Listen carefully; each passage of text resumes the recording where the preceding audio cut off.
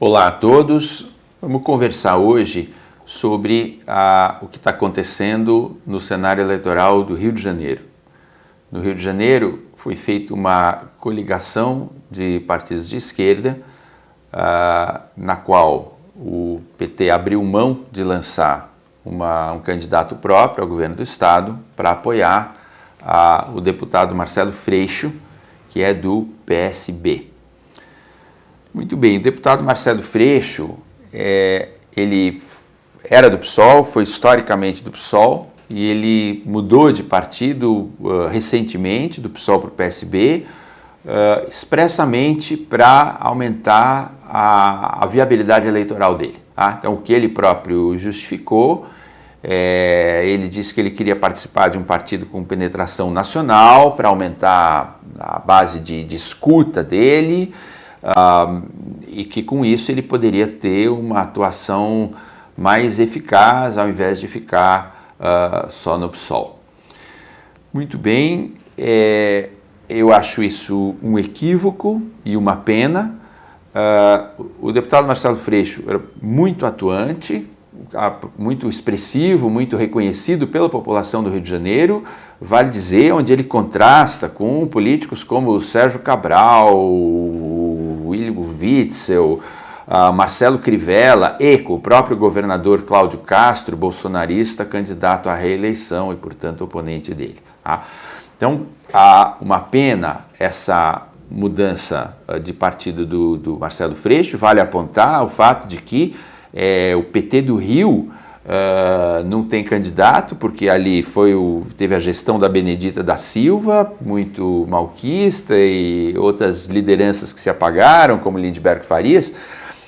Então, não por acaso o PT não tem um candidato próprio ali, porque o PT foi inteiramente absorvido pela política do Rio de Janeiro, pelo Sérgio Cabral, por tudo que aconteceu nesses últimos anos. Muito bem, eu entendo como muito ruim esse gesto do Marcelo Freixo, porque no momento um projeto político é um projeto coletivo, é um projeto que você faz com várias pessoas a longo prazo, ganhando densidade, agregando ideias, propondo coisas para a sociedade. Então ele acontece a longo prazo mesmo, né? Essa pressa em ocupar espaços políticos de poder, ela acaba tendo o efeito contrário de autoanulação dessas personagens políticas, como aconteceu longamente durante os vários governos do PT, não só o federal, mas os governos estaduais também. Muito bem, 2 episódios aconteceram nessa campanha, né, do Rio que ilustram esse meu ponto de vista. O primeiro foi que o deputado federal Alessandro Molon, do PSB, o mesmo partido do Marcelo Freixo, lançou a candidatura dele ao Senado. O deputado Alessandro Molon, muito atuante, muito querido e respeitado pela população do Rio. Quem acompanha o noticiário vê ele nas CPIs todo o tempo, alguém que cobra transparência, que cobra medidas. Mas o PT entendeu que a coligação implicava que o PSB deveria abrir mão de ter uma candidatura própria ao Senado, já que ele ia ter o candidato a governador, e que o candidato ao Senado deveria ser do PT. E para isso eles estavam propondo e propuseram e lançaram a candidatura do deputado estadual André Ceciliano, atual presidente da ALERJ, Assembleia Legislativa do Rio de Janeiro, que é uma personagem que tem uma longa história de cumplicidade com os muitos desmandos que a ALERJ fez, e não tem nenhuma notoriedade enquanto atuação político-partidária em nome da sociedade. Muito bem, o PT cobrou então do PSB que abrisse mão da própria candidatura. O deputado Alessandro Molon falou: não, eu sou o presidente estadual do PSB, nós não fizemos nenhum acordo no sentido da gente não ter candidatura ao Senado.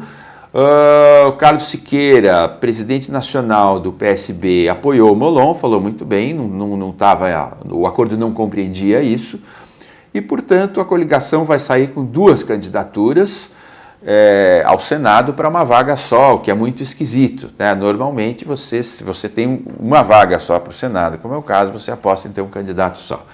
Muito bem perguntado, Marcelo Freixo, na verdade, ficou muito constrangido, porque ele não poderia escolher entre o Alessandro Molon, que não só era do partido dele, mas alguém com quem ele claramente tem muito mais afinidade política pela história de atuação dele, do que o André Siciliano, porém ele falou, não é um problema ter dois candidatos, tal. Ele ficou de mãos amarradas, não podia falar muita coisa em relação a isso.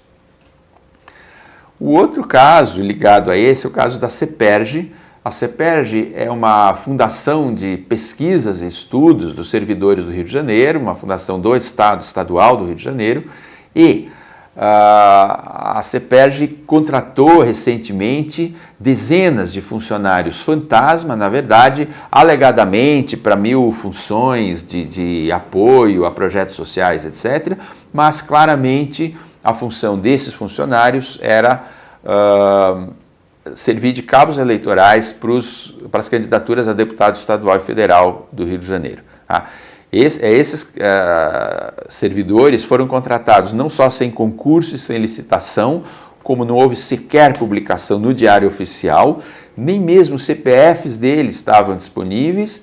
Eles foram pagos, estão sendo pagos na boca do caixa. O Bradesco liberou as imagens das câmeras do banco, com eles recebendo dinheiro na boca do caixa. Então, cada um dos servidores ia lá com o próprio RG, pegava o dinheiro, tudo de modo a impedir qualquer transparência, a impedir qualquer escrutínio público dessas contratações. E o governador Cláudio Castro justificou isso dizendo, não, o Estado precisa desses serviços e por isso contratamos a título emergencial, etc. Muito bem, caberia à Assembleia Legislativa do Rio interceptar essa medida ou, no mínimo, exigir transparência. Porém, o presidente da Assembleia, André Siciliano, não falou nada a respeito, pelo contrário, um silêncio cúmplice em relação a isso. E quem protestou e tomou iniciativas contra isso foram 4 deputados estaduais que entraram com uma representação no Ministério Público para obrigar a investigar o escândalo. Esses deputados foram a deputada Marta Rocha, do PDT, a deputada Renata Souza, do PSOL, Flávio Serafini, do PSOL também, e Oleomar Coelho, do PSB. Não é estranho que não tenha nenhum deputado do PT tenha resolvido investigar essa contratação fantasma?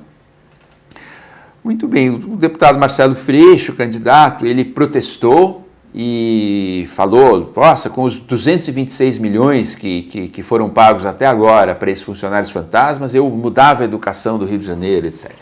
Mas ele ficou nesse protesto, ele não cobrou nada nem do André Siciliano, nem mesmo da própria Assembleia Legislativa do Rio, porque ele está de mãos amarradas em relação à candidatura dele. Ele não pode se indispor com essas pessoas, porque ele quer garantir o apoio delas uma vez que ele seja eleito. Então, o que vai acontecer se o Marcelo Freixo virar o governador? Ele vai acabar com isso? Vai acabar com o esquema? Não, pelo contrário, ele já está entrando refém desse esquema. Ele já está entrando com as mãos amarradas para isso e qualquer coisa que ele venha a propor no governo vai estar desde logo limitada por aquilo que esse agregado de deputados e da Alerj consentir que ele faça, e não tenha dúvida, e não vai poder deixar de pagar essa taxa de propina, de ocupação do Estado que esses deputados cobram.